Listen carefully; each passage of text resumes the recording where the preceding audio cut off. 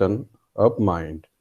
So, in this connection, I would like to tell you that you are supposed to get a direct question on decolonization. You are supposed to get a direct question on decolonization. That is why it is very important on our part to make an attempt to focus on the concept of decolonization of mind and how it relates to the context of cultural sphere, cultural domain of colonization.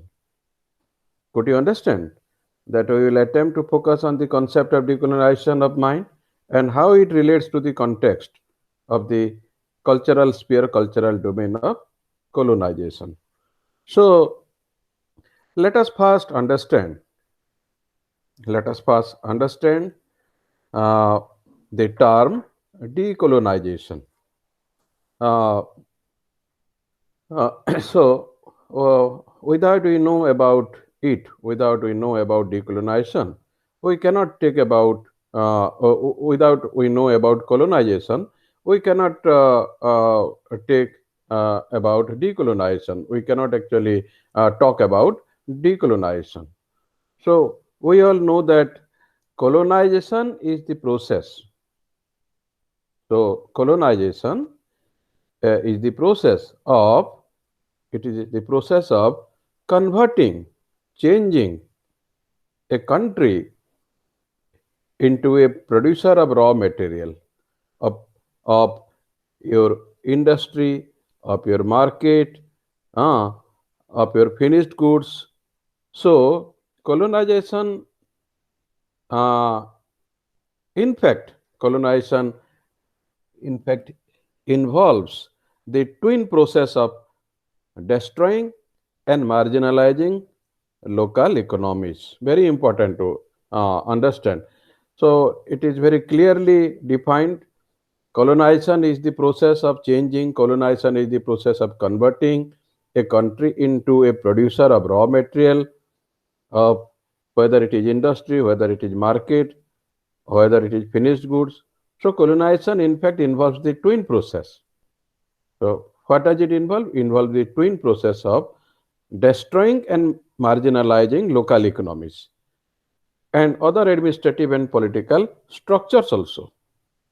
And this colonization it facilitates colonizers' goal. Obviously, it promotes colonizers' goal. It facilitates colonizers' goal. It actually strengthens colonizers actually area of operation. And whereas decolonization is just the opposite process. So, I repeat, colonization, it is a process uh, by a process of what? Converting, changing country into a producer of raw material, of your industry, of your market, of your finished goods. So, colonization, in fact, involves twin process. So, it actually destroys, it marginalizes the local economies, and it also affects the administrative and political structures. In other words, colonization promotes colonizers' goal, it facilitates colonizers' goal, it strengthens colonizers' actually area of operation. But decolonization is something just the opposite process, whereas colonization is the opposite process. What does it do? It dismantles, it shatters, it dismantles, DISMANTLES, dismantles the colonial structures. Decolonization dismantles the, it is to be underlined, it dismantles the colonial structures. So, in this connection, Gayatri Chakravarti one of the prominent essayist on colonizing and decolonizing. Articulates both articulates He articulates both the frustration of the efforts to decolonize as well as the compelling urgency to do so. Who? Gayatri Chakrabarti articulates both the frustration of the efforts to decolonize. He wants to say that decolonization is a process of frustration, and he also underlines that it compels the urgency to do so when she writes that past colonial resistance, post colonial resistance consists in saying that it is in a sense of impossible to decolonize fully. She, Gayatri Chakravarti, admits the fact that it is, in a sense, in one sense, it is impossible to decolonize fully. That is how she comments. Uh, because in modern and democratic India, in modern and democratic India, a constitution, the parliament, the judiciary, the civil service, the missionary schools, uh, all are products of colonialism. All are the products of colonialism. In modern and democratic India, constitution, the parliament, the judiciary, the civil service, the missionary schools are all products of colonialism. And lessons of English language decolonization would mean uh, dismantling every institution. So, if we make an attempt to decolonize, a, we will have to dismantle the established institution. So, in in the Indian context, therefore, in the Indian context, therefore, the evaluation of, the assessment of colonization is very important. The evaluation of colonization is very important. It is also very crucial to repeat that. It is also very important to repeat that the pattern of colonization determines the process of decolonization. The pattern of colonization, the extent of colonization determines the process of decolonization. And it differs from place to place. It differs from situation to situation. So, history and the historical narratives. History and the historical narratives are prime sites, SITES, prime sites of cultural colonization. The history and the historical writings, historical narratives are prime sites of cultural colonization. So, the writing mm, or rewriting of the history, whether the writing or the rewriting of the history, when we are talking of decolonization, we will have to dismantle the established administrative structure, the established administrative institutions, and that is why Meenakshi Chakrabarti says that in a sense it is difficult to decolonize. It is difficult to decolonize the process. So, the writing or the rewriting of the history of a colonized people is one of the cultural product or one of the cultural projects of imperialism, one of the cultural products of imperialism. So, uh, imperialism is normally reflected through the use of symbols. Imperialism is normally reflected through the use of symbols and symbolism, which one again is indicative of another dominant culture of colonization. Uh, Dear students, for example, England was an imperial power.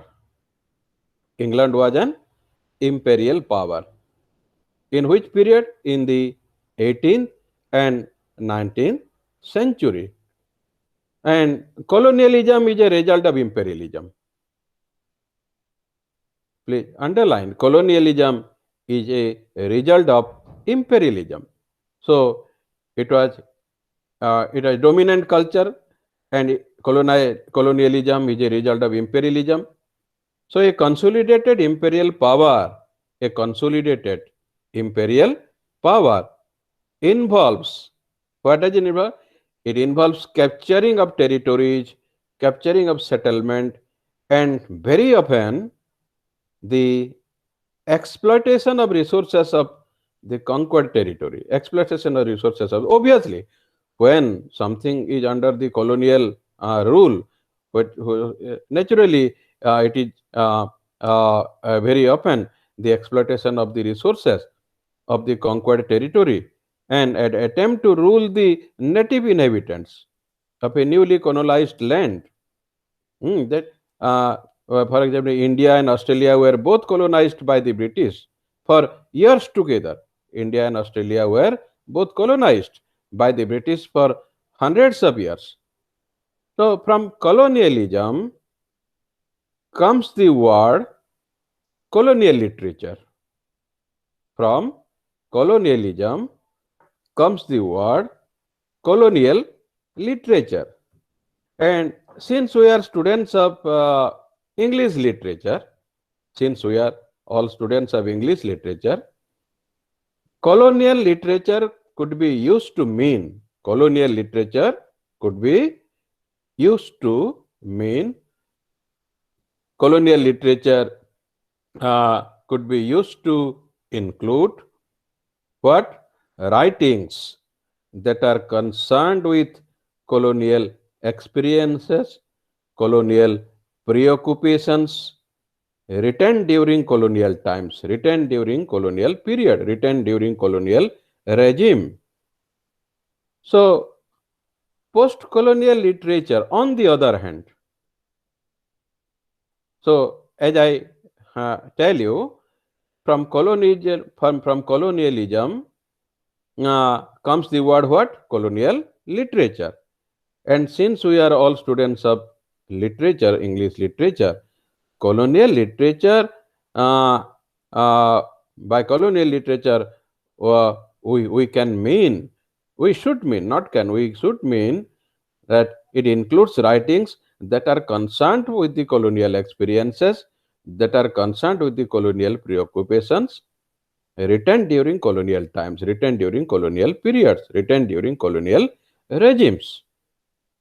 So, dear students, post colonial literature, on the other hand, is, apart from being simply the writing that came after the empire, also that which examines the colonial relationship between colonizer and the colonized critically, the colonizer and the colonized critically. And it is also a literature that resists the colonial perspectives, that actually does not like the colonial perspective, that opposes the colonial perspectives. Uh, Also referred to as decolonization, as referred to as decolonization, such writing demands. What does it demand? What does it demand? It demands a relook, a rethinking, a restructuring. I have already told you, according to Meenakshi Seshadri, she actually underlines that in a sense it is possible, it is not possible, literally it is not possible to actually decolonize the established process, whether it is colonial, whether it is administrative structure or whether it is institutional structure, it is in a way impossible. But So far as we are discussing, our discussion is on decolonization. Since we are taking up the topic of decolonization, such writing demands, decolonizing means such writing demands relook, rethinking, and restructuring of established meanings and power equations. So, post-colonialism, post-colonial writers and the critics are largely engaged in the act of who? The post-colonial writers, the post-colonial critics. They are largely engaged in the act of what? In the act of undercutting, undercutting, UNDERCUTTING, undercutting those discourses that supported that supported colonization, that supported colonization. Those images of and race, power and race. So what happens? This in turn gives rise to another term, post-coloniality. So this gives rise to post-coloniality. So when we are going to rewrite, when we are going to relook, when we are going to restructure uh, the established meanings and the established power equations, uh, so naturally it gives rise to another term, namely called post-coloniality, which is a state of being mm, the formerly colonized and seek their own place in the global scenario. That is sometimes, dear students, sometimes neocolonialism, neocolonialism is also used. Neo, COLONIALISM, neocolonialism is also used in place of post-colonialism. So it must be remembered that uh, though both these terms refer to the post-independence period, refer to the post-independence period, they mean different things. What? The neocolonialism and post-colonialism. They both the terms refer to the development of, both the terms refer to the development of post-independence period, and they mean different things. Please try to understand. Neocolonialism is a term. Neocolonialism is a term borrowed from economic theory, borrowed from economic theory, which means, which signifies the economic control, which signifies the economic control, uh, still being exercised by the uh, rest on their former colonies, in spite of the fact, in spite of the fact that the former colonies are now independent nations, whereas former colonies have gained political independence. Former colonies, those who were the colonized. So in pre-independent era, it was termed as colonized, colonial and the colonized. So colonial dominates, colonized being dominated. Whether former colonies have gained political independence or the proverbial sun has set on the British Empire, we are still trapped in the colonialism of another kind.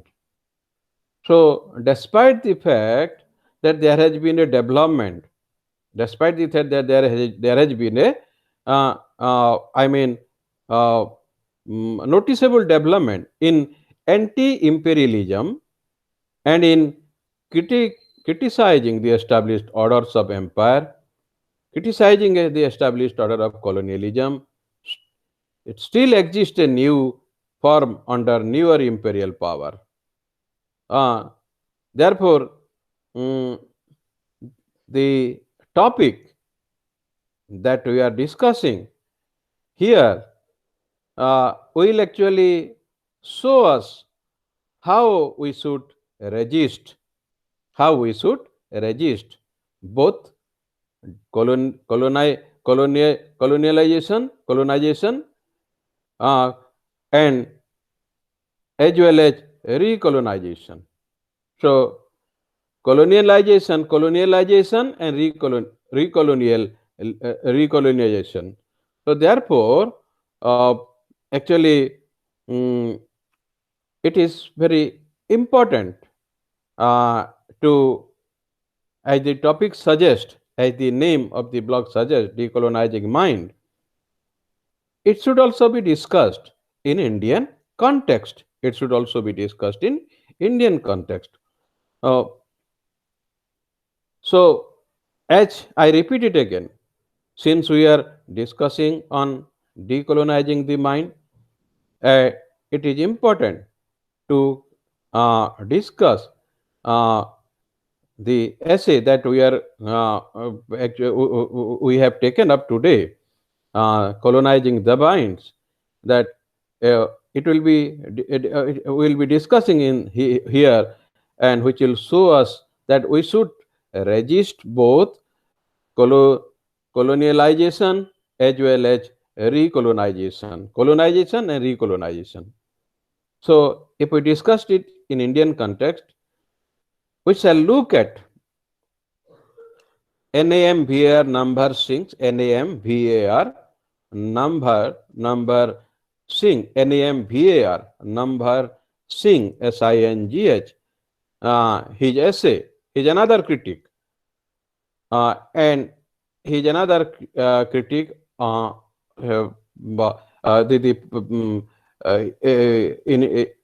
he is another critic who actually, in his essay, Decolonizing the Indian Mind, in his essay, namely, name of the essay of number NAMVR number Singh, Decolonizing the Indian Mind, which was written in the year 1991, who number Singh, uh, the name of the essay, mm, as I told you, is Decolonizing the Indian Mind, was written in the year 1991.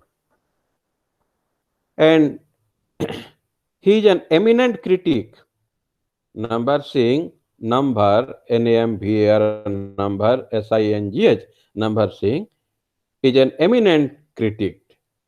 He starts the essay Decolonizing the Indian Mind by stating that, by saying that the greatest event of world history, the greatest event of world history in the 20th century is decolonization. In which essay? In his essay written in the year 1991, Decolonizing the Indian Mind, he states that the greatest event of world history in the 20th century is decolonization. And he links the end of colonization to the end of the cultural control of Europe.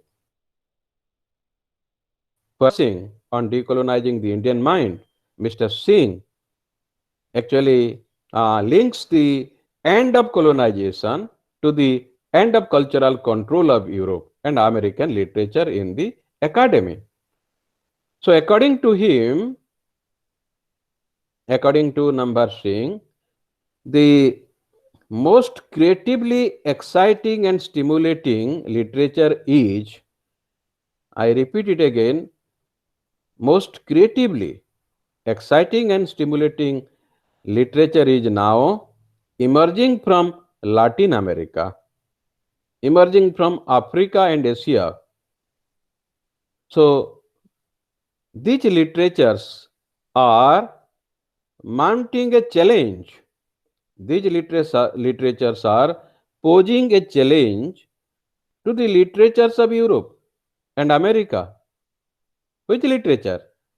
That according to him, according to the critic number Singh, the most creatively exciting and stimulating literature is now emerging from Latin America, it is emerging from Africa and Asia. And these literatures are posing a challenge, mounting a challenge to the literature of Europe and America, and are thus uh, expediting, hastening the process of decolonization. So it is according to him, since uh, it is mounting a challenge to the literatures of Europe and America. So it is uh, hastening the process. It is expediting the process.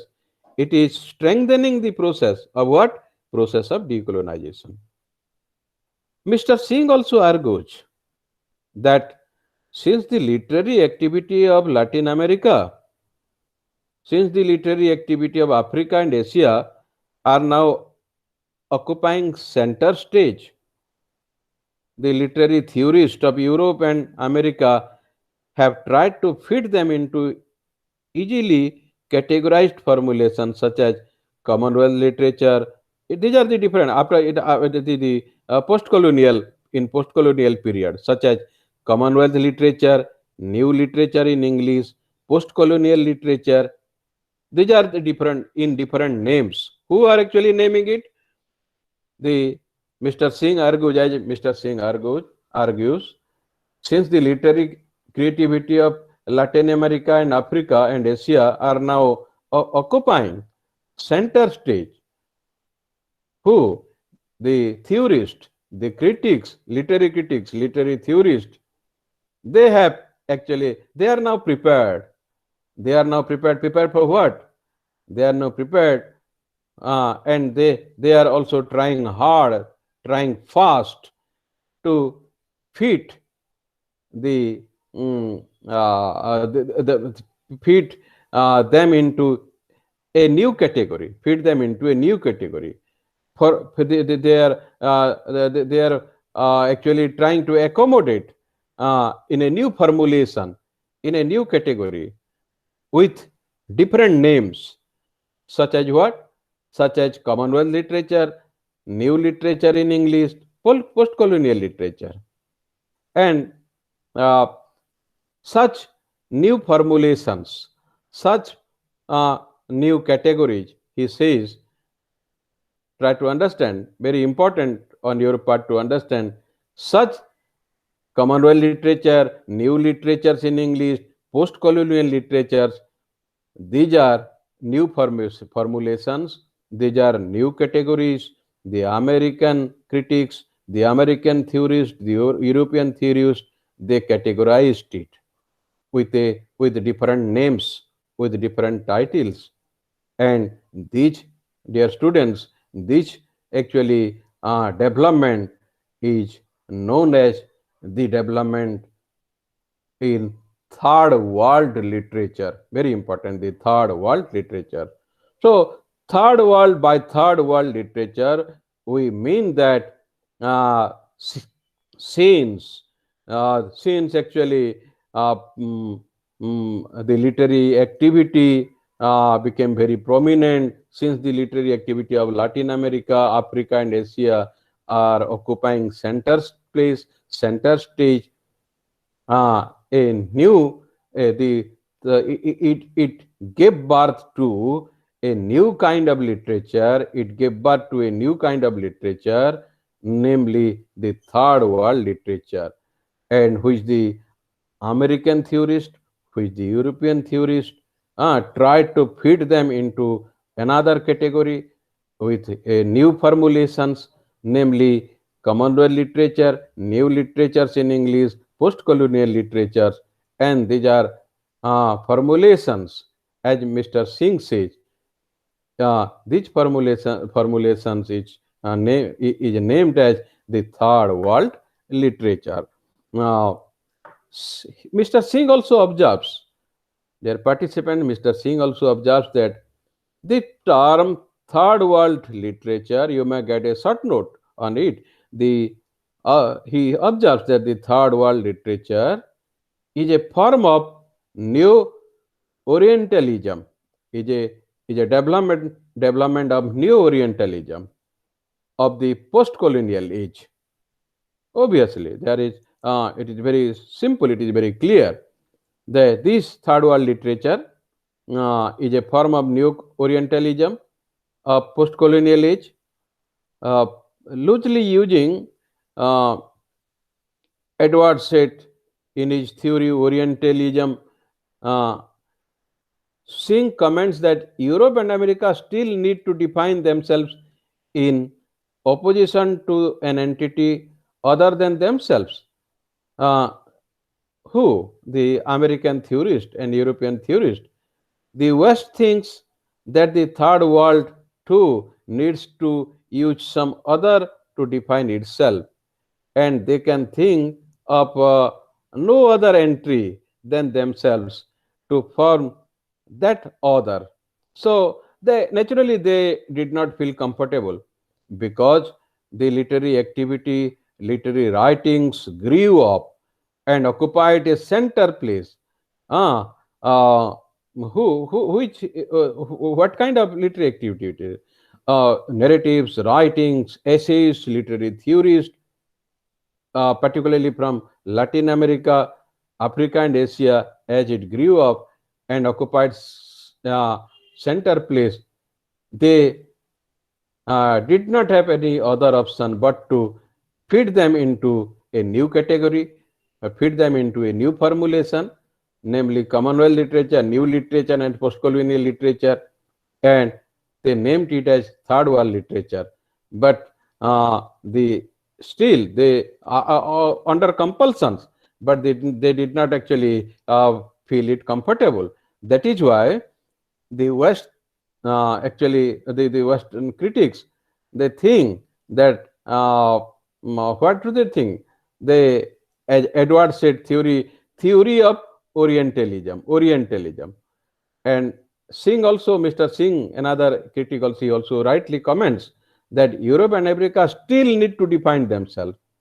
Since they were not satisfied, since they were not ready to accept it, they need to define themselves in opposition to the entry other than themselves.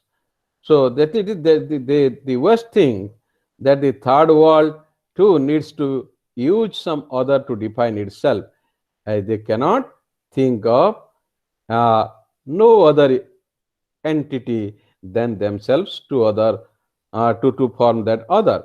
Singh very rightly asserts that this is the true perspective from which the Indian literature of the 20th century should be evaluated.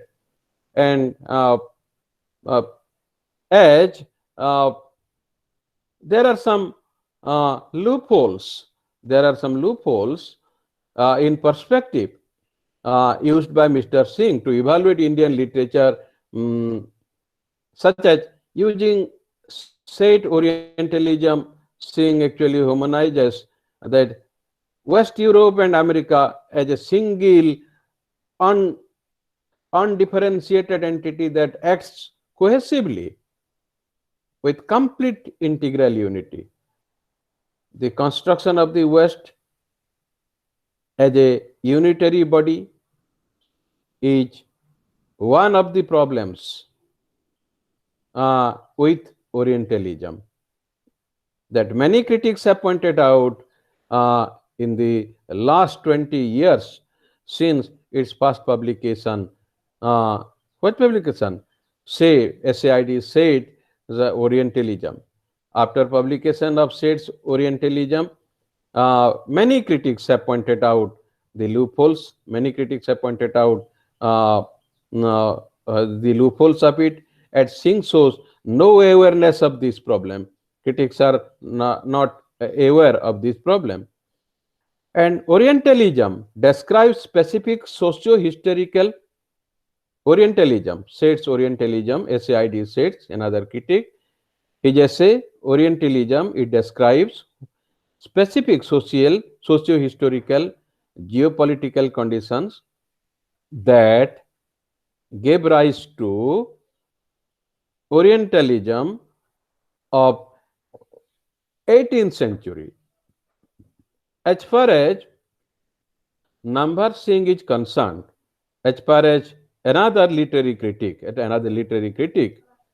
uh, and the essayist, uh, decolonization in Indian mind, Nambar Singh, as far as he is concerned, he does not address in any disciplined academic manner the reasons for the West needing an other in a post-colonial world.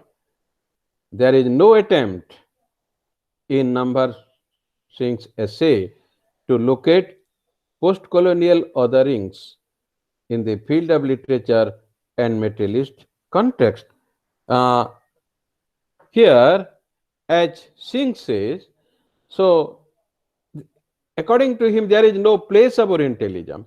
There is no place of, as the Western critic term, other OTH here, other, since they did not find it comfortable, see that since they did not find it actually comfortable with the developments of literary writings, literary narratives in actually Latin America, in Africa and Asia, they wanted to fit these writings into another category, in another formulation, and therefore he also, Mr. Singh says that there is no question of Orientalism, there is no place of Orientalism, there is no place of other.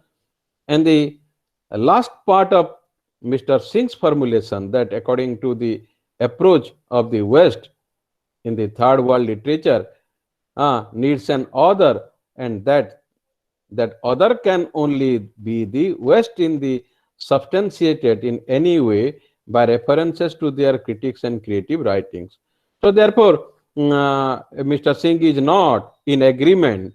Mr. Singh does not agree with the opinion of the Western critic, the American critic or European critic, as they term it as other literature, as they term it as Orientalism. He does not agree with them. Therefore, he proceeds to link this opening statement of decolonialization being the greatest world event of the 20th century. Mr. Nambar Singh proceeds to link his opening statement of decolonization being the greatest world event of the 20th century to the issue of Indian literature. There Mr. Singh states that it is not possible to find a solution. It is not possible to find a solution to issues such as those of tradition and modernity, uh, regional and national identity. Ah, Important on your part to underline. Mr. Singh, Nambar Singh, being a literary critic, proceeds to link this opening statement of decolonization, and according to him, decolonization is the greatest world event of 20th century uh, uh, in the context of Indian literature. He also states that it is not possible to find a resolution. It is not possible to find a resolution to issues such as tradition and modernity, such as regional and national identity, etc., etc., though any perspective except that of decolonization. So, uh, uh, the awareness of Indian writers to the issues emerging from decolonization therefore relates, according to Singh, Mr. Singh's, Nambar Singh's, relates directly to the release of their creative energies, directly to the release of their creative impulse, the creative writings. He attributes the feeble and slack attitude towards decolonization in the post-independence writers to the fact that India has not produced literary phenomenon such as uh, Naugi, uh, Marquez, and many other critics, literary critics, So, what we may conclude at this stage is the consequences of having a favorable attitude to decolonization. So, what happens, what normally happens is that nationalist sentiments grow weaker with the passage of time. What normally happens is that nationalist sentiments grow weaker with the passage of time. On the other hand, Nambar Singh uh, has also argued that nationalism is essential in fighting imperialism, which is still prevalent in the post-colonial world.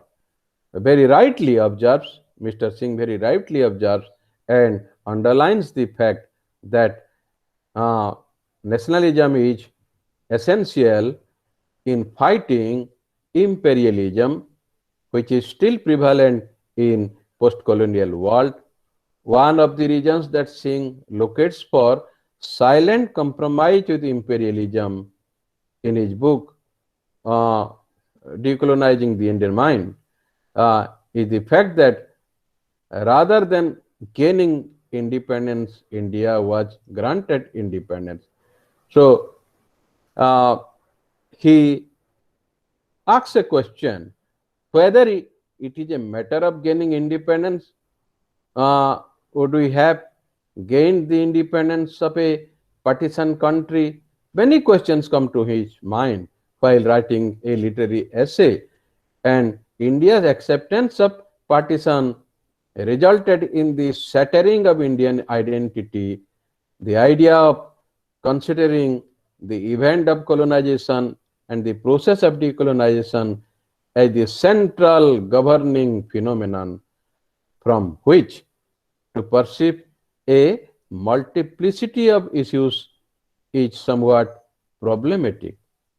And uh, therefore, uh, as according to Number Singh, before we go any further, we should also take a look at the meaning of nationalism as represented in uh, uh, the Indian writings, as reflected in Indian narratives, as reflected in Indian literature.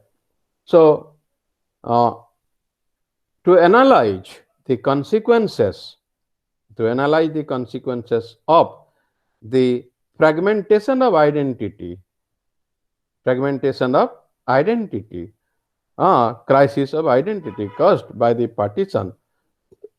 Mr. Singh does a reading of two Indian novels. And what are they? Tagore's, Rabindranath Tagore's Gora, G-O-R-A, Gora, which was published in 1910, and you are Anantamurti, uh, it's a Samskar, published in 1965. In his opinion, Mr. Singh's opinion, these two novels are, as I told you, Rabindranath Tagore's Gora, which was published in the year 1910, and you are Anantamurti's, M-U-R-T-H-A Murti's, you are Ananta, A-N-A-N-T-H-A, Anantamurti's, Samskar, S-A-M-S-K-R, Samskar, uh, published in 1965. According to him, in his opinion, these two novels are comparable because they share a central theme. These two, though one is published before independence, another is published after independence. One is published in 1910, another is published in 1965. And but they bear, they share a central theme, that of a search for identity and a crisis of identity.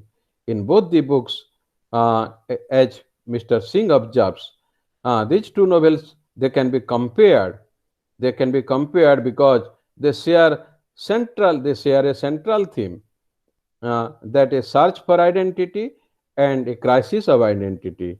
And the central character of two novels, Gaurav Mohan and uh, uh, Parnesacharya, emerge at the end of human beings rather than singular, undimensional persons. Seeing as a critic uh, of the two novels is made from the perspective of nationalism. Singh's critique of the two novels, Singh's actually critical comments, Nambhar Singh's critical comment on both the novels, on Gora and Samskar. Gora is a novel of Rabindranath Tagore, and Samskar is a novel of U.R. Anantamurthy. And both novels share a central theme.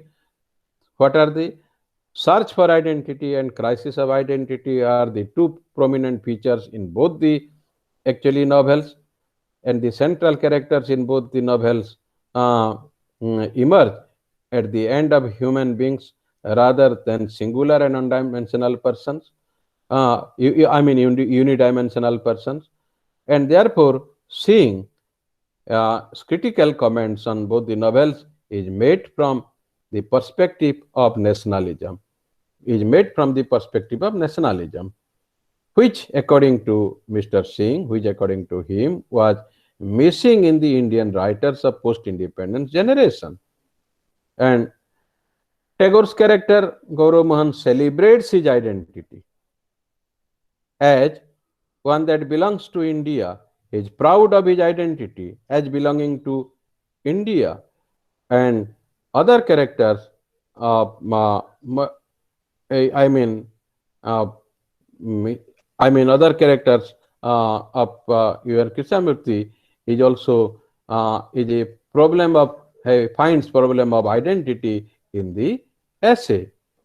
So therefore, uh, we have examined some of the sides of cultural colonization and seen how the perspective of post-colonial criticism can help a literary student to formulate strategies of reading and registering the cultural text, the cultural narratives, the cultural writings. This is how we conclude the colonizing mind, decolonizing the mind. Okay. Hello. Okay, thank you, sir. Chalo, one today is the last class of MEG-10. You, my phone number is given on the timetable notified to you.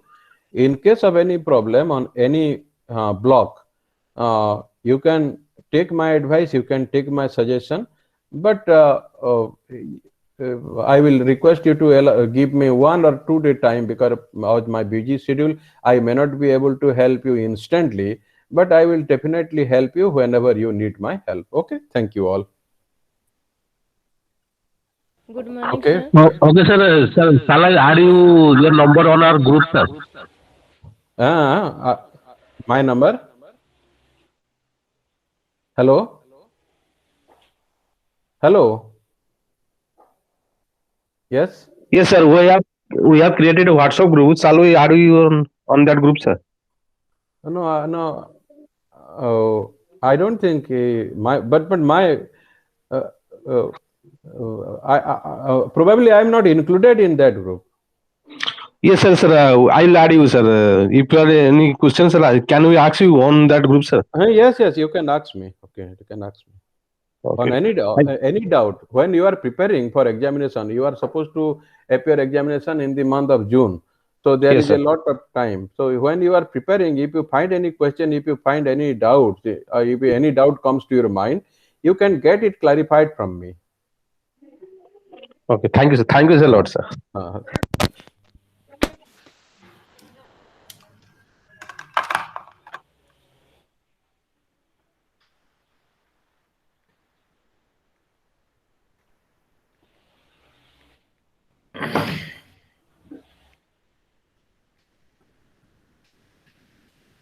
Thank you, sir.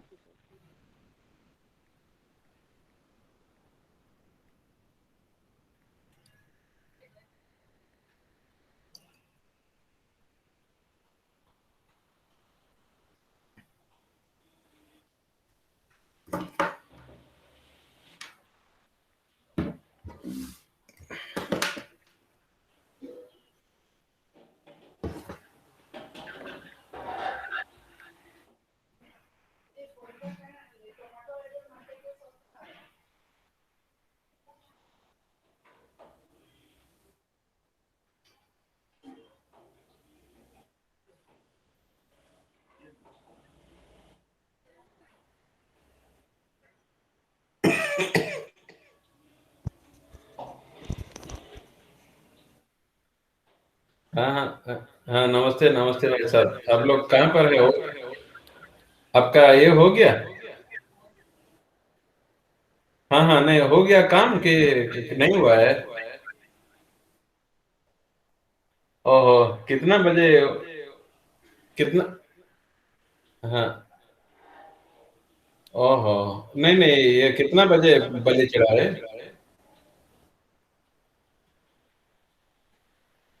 ओहो, इतना सुबह सुबह से ही शुरू हो जाता है? हाँ हाँ। ओहो। ओह, अच्छा, बहुत सारे लोग जाते हैं क्या बलि देने के लिए वहीं पर? अरे बाप रे, हाँ हाँ हाँ। तो आज तो कितने प्रसाद ले खा के आप रिटर्न आ जाएंगे शायद में? जो और तो खाना जो बनता है वो उसके बाद तो, और देवी को कुछ तो खाना तो प्रसाद देना पड़ता है ना, वो तो उनका काम खत्म हो गया देने का। हेलो। हेलो। हेलो।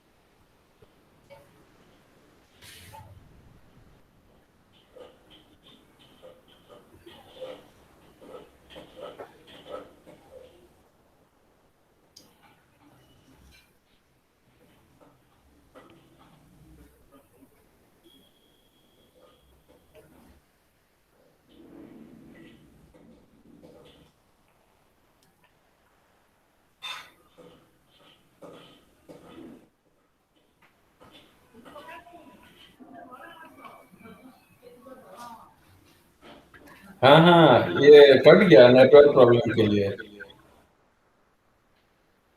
हाँ। कल तो हम लोग ठीक ठाक पहुंच गए, 7 बजे पहुंच गए। हाँ हाँ। हाँ हाँ। हाँ नहीं, तो ठीक ठाक। थोड़ा एक दो जगह आ, मैंने रुक गए थे तो ऐसे ही, मतलब ये बीच में एक जगह रुक के खाना खाए ये लोग, फिर दो तीन जगह ऐसे रुक के वो ये उल्टी होने के लिए हाँ रुक गए। हाँ तो ठीक ठाक है, तो कोई प्रॉब्लम नहीं है। रात को फिर हम लोग खाना खाए। आ, तो हाँ, इतना पराठा दिए हैं तो 2-3 दिन में भी नहीं सर खत्म होगा भाई साहब। बहुत दे दिए हैं इतना कहते हैं। हाँ हाँ। और और ठीक ठाक है मतलब, हम लोग तो अच्छा लगा कि हम लोग शामिल हो पाए आपका ये एनिवर्सरी में। हाँ। और सुनाइए क्या हाल है, और सब ठीक ठाक है तो नहीं क्या? नहीं, कल तो ठीक बढ़िया हो, तो ठीक टाइम से हम लोग निकल गए, नहीं तो रात हो जाने से भी थोड़ा ये होता है। हाँ, ठीक टाइम से निकल गए। रास्ते में आपका सिमडेगा का बगल ये जगह पर खाली जगह है, बढ़िया जगह, वहीं पर अटक के वहीं पर रुक के ही खाना खाए वहीं पर हम लोग।